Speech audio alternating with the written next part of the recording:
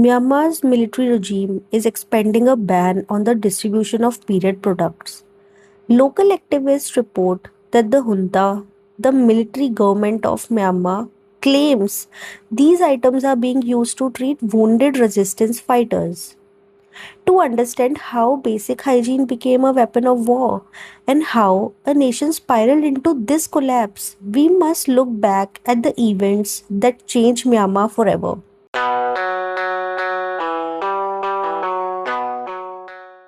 The Southeast Asian country has been locked in a brutal civil war since February 1, 2021.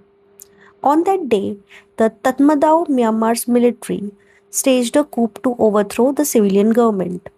It happened the same day Parliament was set to swear in the winners of 2020 election, where Aung San Suu Kyi's National League of Democracy party won. The military accused the party of election fraud and handed power to Commander in Chief Min Aung Hlaing, and the country was declared to be in a year long state of emergency. This triggered a nationwide civil disobedience movement. The junta responded with a campaign of intimidation, killing civilians, burning villages, and forcibly disappearing critics. Within 2 months, over 500 people were killed. Today, many civilians have taken up arms, forming the People's Defense Force (PDF) and joining ethnic armed resistance groups.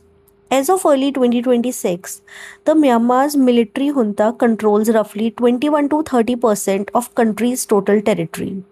While resistance forces hold a larger portion of land, the military maintains control over key cities, urban centers, and the heartland.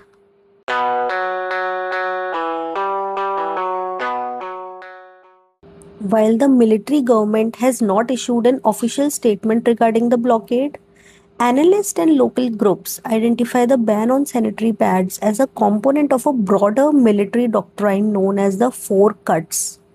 In Myanmar, the military junta has expanded restrictions banning sanitary pads alongside critical medical supplies like bandages, medicines, and disinfectants in conflict zones. This is a decades old counter-insurgency strategy utilized by the Myanmar's military to impact the logistical and social ties between armed resistance groups and the civilian population. The doctrine explicitly aims to eliminate four essential pillars of support: food, funds, intelligence, and recruits. First, there are logistical restrictions. This involves the seizure of food and resources in rural areas to prevent supplies from ever reaching resistance groups. Then there are aid blockades. The military restricts humanitarian access to specific communities. Many observers categorize this as a method of exerting control over suspected resistance strongholds. Next is zonal categorization. The military divides regions into white, brown, and black zones. In these black zones, areas are identified as being under resistance control, and in these areas, the military enforces strict policies and high security protocols. Finally, there are high impact military operations, and these include mass arrest, airstrikes on infrastructure, and other intensified actions within contested areas. In the current landscape, these restrictions have extended to specific checkpoints. For example, the transport of sanitary pads, bandages, medicines, and disinfectants across the bridge connecting the Jagaing region with Mandalay is now prohibited. Thinzar Sunle, director at Sister to Sisters, a women's rights collective that supports fighters, said, "The military is saying menstrual products are used by People's Defense Force for medical reasons and as support for their feet and boots to absorb sweat and blood."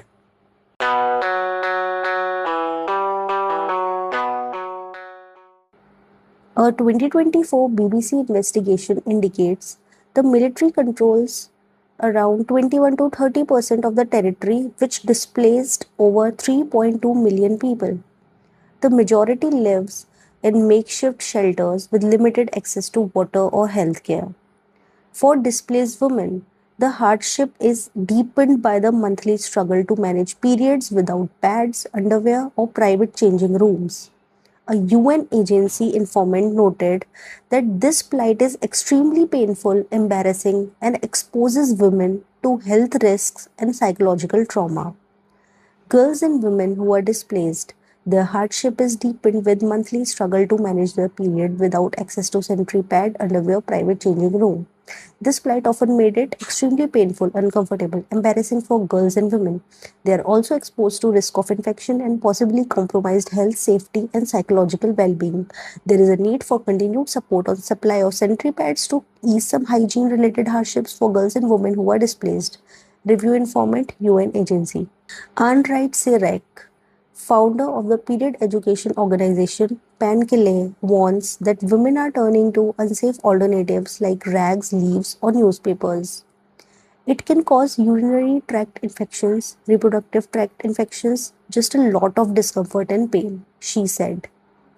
Because of the cultural taboo and shame surrounding menstruation, many women choose to stay indoors during their period rather than participating in political activities. This ban is being called a form of gender based violence. Meredith Bunn, founder of Skills for Humanity, clarifies that sanitary towels are medically useless for combat wounds. A sanitary pad wouldn't stay in place, wouldn't soak enough blood, and wouldn't keep the area clean, she said, blaming the ban on completely uneducated, misogynistic fools within the military. The economic impact is equally devastating. In the hidden market, the price of a pack of pads has tripled from 3,000 kyat to 9,000 kyat. The minimum daily wage in Myanmar is only 7,800 kyat. Period products have become an unaffordable luxury.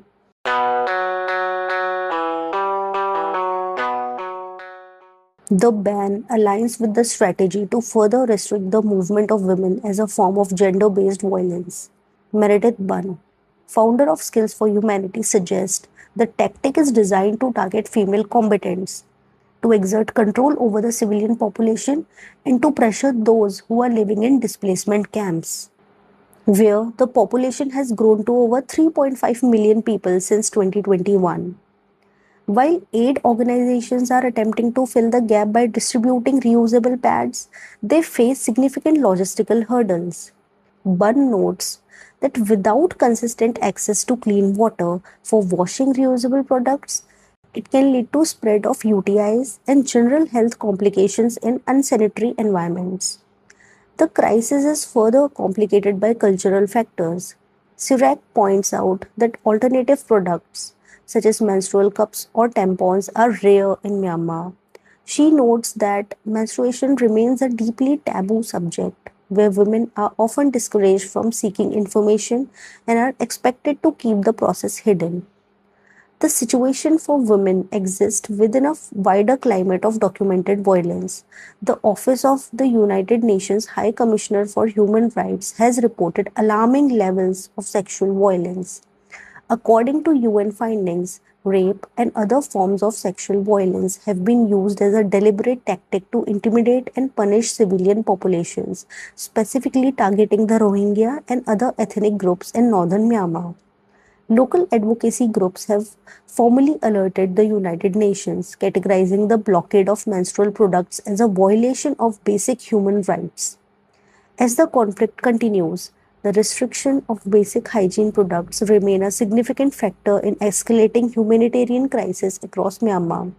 By banning a basic commodity like sanitary pads, the regime isn't just fighting a war on the ground. They are committing a human rights violation against the dignity and health of every woman in Myanmar.